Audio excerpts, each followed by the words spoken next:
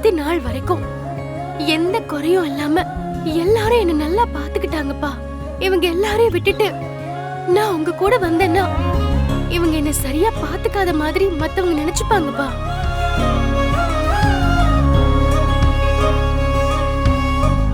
அந்த தென்னரசு இனிமே எங்க மகன் இல்ல, நீதான் எங்க புள்ளன்னு என் மாமாவும் அத்தையும் சொன்னாங்க.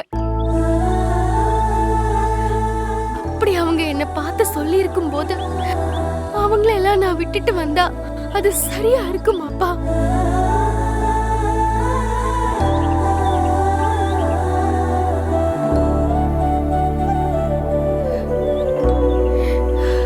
அப்பா, என்னை பத்தி நீங்க கவலையப்படாதீங்க. என்ன பாத்துக்க இங்க எல்லாரும் இருக்காங்க. அந்த தென்னரசால எனக்கும் என் வயித்துல இருக்கிற குழந்தைக்கும் கண்டிப்பா எதுவும் ஆகாதுப்பா.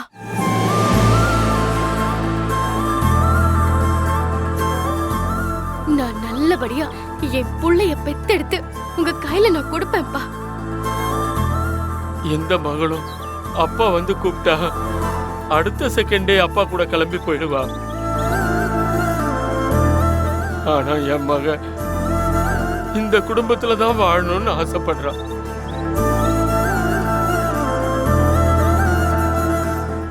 அப்ப என் மகளை நீங்க எந்த அளவுக்கு நல்லா பாத்துக்கிறீங்கன்னு எனக்கு நல்லா புரியுது. இந்த சந்தோஷம் என்னைக்கும் குறையாம அவளை நல்லபடியா பாத்துக்குங்க. அது போதும் எனக்கு.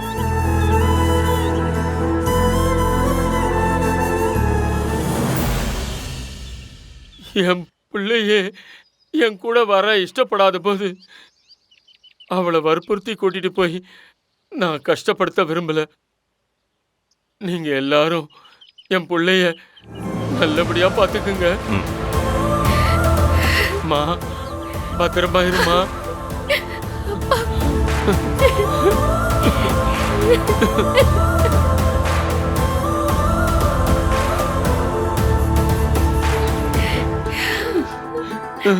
அப்பா, நான் உங்க கூட வரலன்னு நீங்க என்ன எதுவும் தப்பா நினைக்கலல்லப்பா? இல்லம்மா, இல்ல.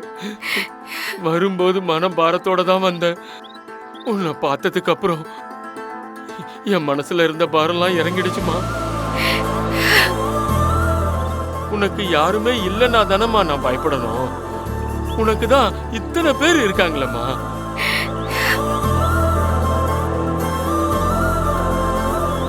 நிச்சயமா இவங்க உன்னை நல்லபடியா பாத்துக்குவாங்க. நான் வரேம்மா. சம்மந்தி, என்ன வந்த உடனே கிளம்புறீங்க? ரொம்ப நாள் கழிச்சு வந்திருக்கீங்க. கொஞ்ச நேரம் இருந்து போனீங்கன்னா தேன் மனசு சந்தோஷப்படும்ல. ஆமாப்பா, எங்களுக்காக ஒரு நாள் இருந்துட்டு போங்களேன் ப்ளீஸ். சரிம்மா.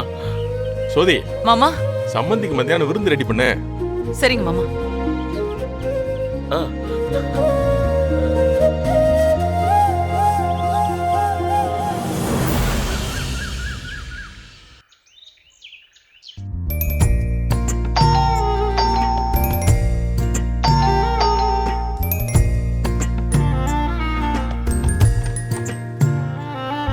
அட, என்னதானோ சொல்லாம கொள்ளாம வந்துட்ட? எங்கம்மா ஸ்வேதா வரல? அவ வீட்ல இருக்கானே. சரிம்மா, உள்ள வா.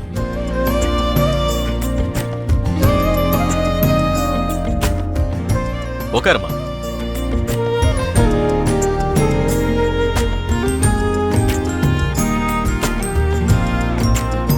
ஏமா ஒரு மாதிரியா இருக்க?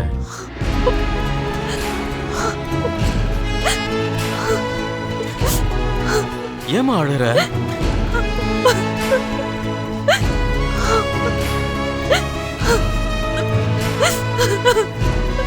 என்னமாச்சு?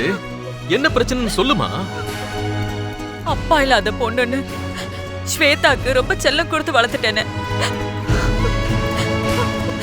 அதனால அவ நிறைய தப்பு பண்ணிட்டா.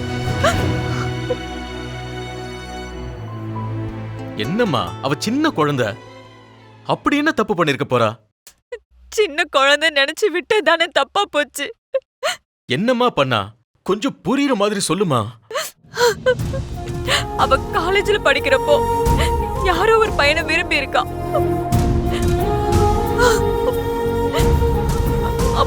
அவங்க 2 பேரும் சேர்ந்து உன்ன வெளியில எல்லாம் போயிருக்காங்க.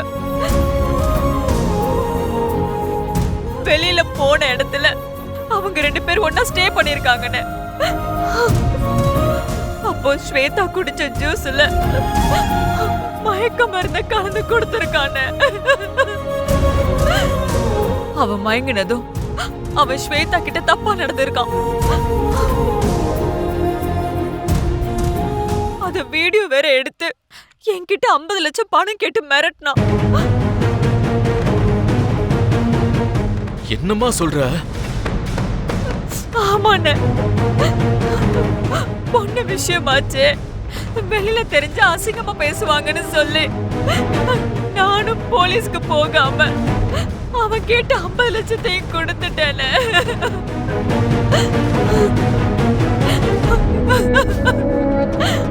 அதோட அவன் விட்டுருவான்னு நினைச்சேன். அவன் விடுற மாதிரியே தெரியலண்ணே. பணம் கொடுத்து 10 நாள் கூட ஆகல. அதுக்குள்ள அவன் மறுபடியும் வந்து இன்னும் 50 லட்சம் கொடுங்க, இல்லன்னு சோசியல் மீடியால வீடியோ விட்டுருவேன்னு மிரட்டுறானே. எனக்கு ரொம்ப பயமா இருக்குன்னு. இவளை நம்பி சுதந்திரமா விட்டதுக்கு என்ன இந்த நிலைமைக்கு கொண்டு வந்து விட்டுட்டாளே.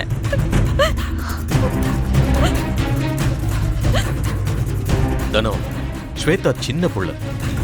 இந்த வயசுல எல்லாருக்கும் வர மாதிரி அவளுக்கும் ஒரு ஈர்ப்பு வந்திருக்கும். ஆனா அவன் தாமா ரொம்ப கெட்டவன்.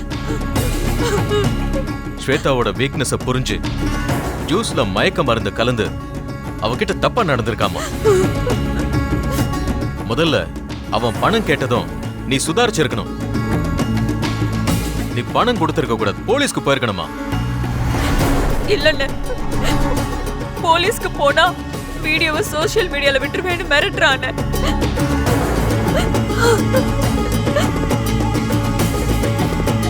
அந்த மாதிரி விட்டுட்டானா நான் என்னன்னே பண்ணுவேன். அவமானம் தாங்க முடியாம நானே என் பொண்ணு சாக வேண்டியதானே.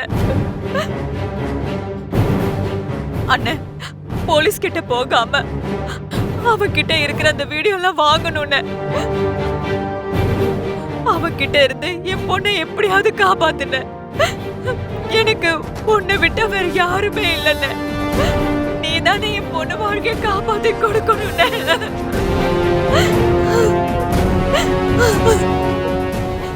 தனோ, அழாதம்மா. அவன் யாரு என்னங்கிற டீடைல்ஸ் மட்டும் கொடு, அவனை நான் பாத்துக்கிறேம்மா. அண்ணா, அவங்க குடும்பத்தை பத்தி எனக்கு எதுவுமே தெரியாதுன்னு.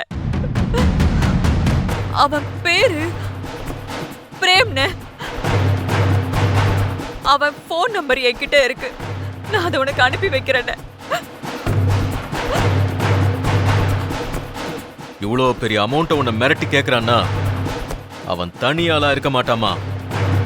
அவன் பின்னாடி ஒரு பெரிய கும்பலே இருக்கும். இந்த காலத்துல ஒண்ணும் தெரியாத பொண்ணுங்களை ஏமாத்தி பணம் பறிக்கிறதாமா இவனுங்க வேலையே. காதலிக்கிறங்கிற பேர்ல பெண்களோட வாழ்க்கையில விளையாடிக்கிட்டு இருக்கானுங்கம்மா. இவனுங்களையும் இவனுங்களுக்கு பின்னாடி உள்ள கும்பலையும் மொத்தமா பிடிக்கணுமா. அப்பதான் இந்த மாதிரி ஒரு ஆபத்து இன்னொரு பொண்ணுக்கு வராதுமா. இல்லனா இவன் நம்ம ஸ்வேதாவோட நிறுத்த மாட்டான். அடுத்து ஒரு பொண்ணு, அடுத்து ஒரு பொண்ணுன்னு அடுத்தடுத்து பொண்ணுங்களோட வாழ்க்கைய சீரழிச்சுக்கிட்டே இருப்பாமா.